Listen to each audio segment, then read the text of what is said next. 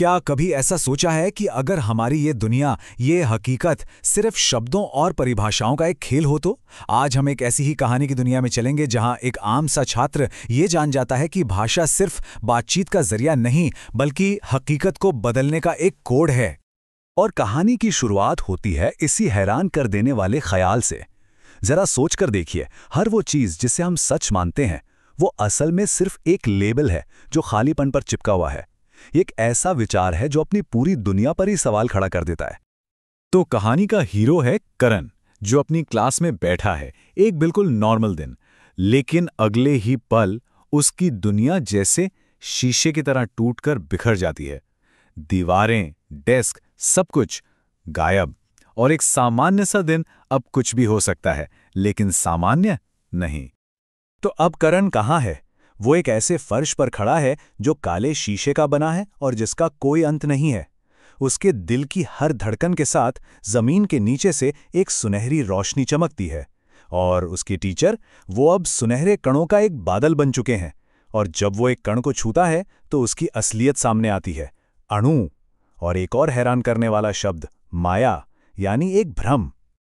और फिर जो दिखता है वो तो और भी चौंकाने वाला है।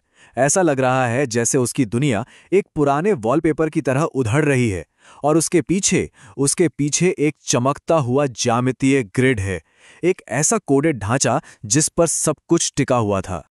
तो इस नई दुनिया के नियम क्या हैं? समझ लीजिए, ये एक ऐसी जगह है जहां हर चीज एक कंप्यूटर कमांड की तरह है और हर हरकत एक पहले से लिखे हुए प्रोग्राम की तरह चल रही है। जैसे कि एक उड़ते हुए पक्षी को ही ले लीजिए। इस नई दुनिया में वो सिर्फ एक जीव नहीं है, वो तो फ्लाई नाम का एक कमांड है, हवा और पंखों का एक लूप जो एक प्रोग्राम की तरह बस चल रहा है। जब करण को लगता है कि वो इस ग्रिड को समझने लगा है, ठीक तभी उसे एक और बहुत बड़ी शक्ति का एहसास होता है। क्या हो अगर इस कोड को सिर्फ समझा ही नहीं बल्कि बदला भी जा सके? और इसका जरिया, आवाज। और यहीं आता है कहानी का सबसे बड़ा मोड़। जैसे ही करण वाहिगुरु शब्द बोलता है, उसकी आवाज के तरंगे सचमुच में रोशनी के एक पुल में बदल जाती हैं। मतलब वो अपनी आवाज से हकीकत को मोड़ सकता है। और बस करण को सब समझ आ गया। इस नई दुनिया में ध्वनि ही कोड है और बोलना असल में प्रोग्रामिंग है।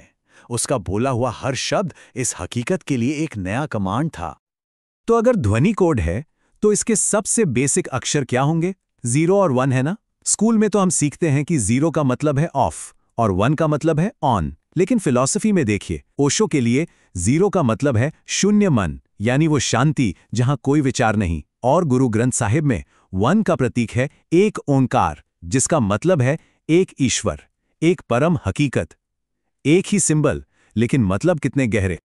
अब जाहिर है, इतनी बड़ी उलझन में करण अकेला तो नहीं रह सकता। तो उसकी मदद के लिए आता है एक गाइड, एक रहस्यमयी हस्ती जो इस नई दुनिया के सारे नियम जानती है। तो ये है कौन? ये असल में करण का ही एक अक्स है, एक परछाई, लेकिन ये पूरी तरह से डिजिटल है। हरे रंग के कोड और सितारों की रोशनी से बना हुआ। वो खुद को वर्ड कहता है और उसकी आवाज है तो करण की ही, पर उसमें एक अनंत गहराई है। और करण वही सवाल पूछता है जो शायद कोई भी पूछता, मैं ही क्यों? और ये सब अभी क्यों हो रहा है? ज़ॉर्ड का जवाब बहुत ही गहरा है। वो कहता है, क्योंकि तुमने शोर सुनना बंद कर दिया और असली सिग्नल को सुनना शुरू कर दिया। मतलब उसने दुनिया की फालतू बातों से ध्यान हटाकर हकीकत के असली संगीत को समझना शुरू कर दिया था। तो अब करण सिर्फ इस दुनिया को समझने वाला नहीं, बल्कि इसे बनाने वाला बनने जा रहा है। और इसका तरीका है बाइनरी मंत्र। वर्ड उसे आखिरी सच बताता है। सच्चाई खुद एक शब्द है, ईश्वर एक शब्द है। तुम इससे भाग नहीं सकते, तुम बस इसका हिस्सा बन सकते हो।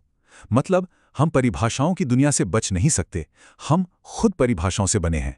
हमें बस इसे जीना सीखना है। तो वर्ड बाइनरी मंत्र को 3 बहुत ही आसान हिस्सों में समझाता है। पहला, 0 यानी शिव, वो स्थिरता, वो खालीपन्ना जहां से सब कुछ शुरू होता है। दूसरा, 1 यानी शक्ति, वो ऊर्जा, वो स्याही जो कुछ भी रच सकती है। और तीसरा, तुम वो कलम हो, वो चेतना जो इस खाली पन्ने पर ऊर्जा से कुछ भी लिख सकती है। अब करण अपनी पहली रचना करने के लिए तैयार है, लेकिन इस बार वो बोलता नहीं, सिर्फ सोचता है। अपने दिमाग में एक एकदम सटीक कोड तैयार करता है। ऑब्जेक्ट कमल, रंग सफेद, अवस्था खिलता हुआ। और फिर वो शुरू करता है वो रचनात्मक जाप 080। ये बस गिनती नहीं है, ये खालीपन और ऊर्जा के बीच एक ताल है, एक रिदम है, और इसी रिदम के साथ उसकी सोच हकीकत बनने लगती है। और नतीजा, एक परफेक्ट ज्यामितीय सफेद कमल खिलता है। लेकिन ये कोई असली मुरझाने वाला फूल नहीं है। नहीं, ये फूल का सिर्फ एक आइडिया है जिसे हमेशा के लिए रच दिया गया है। लेकिन जब भी कोई सिस्टम के नियमों को बदलने की कोशिश करता है तो सिस्टम भी पलटवार करता है। और यहीं से शुरू होती है करण की असली चुनौती। वॉर्ड उसे चेतावनी देता है, क्या तुम फायरवॉल का सामना करने के लिए तैयार हो? मतलब, क्या तुम उस विरोध को झेलने के लिए तैयार हो जो इस सिस्टम को बदलने पर तुम्हें झेलना पड़ेगा? और यह फायरवॉल कोई कंप्यूटर की दीवार नहीं है। नहीं, ये तो दुनिया का, समाज का वो दबाव है जो चाहता है कि करण छात्र ही बना रहे, निर्माता नहीं। ये बदलाव के खिलाफ सिस्टम का अपना एक डिफेंस मैकेनिज्म है।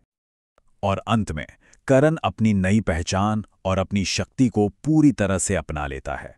वो ऐलान करता है, कोई फायरवॉल नहीं है, सिर्फ वर्ड है और मैं बोल रहा हूं। वो अब सिर्फ एक छात्र नहीं, बल्कि अपनी हकीकत का लेखक है। और कहानी हमें इसी सवाल के साथ छोड़ जाती है कि अगर हमें अपनी हकीकत को फिर से लिखने की शक्ति मिल जाए तो हम कौन सी कहानी लिखेंगे।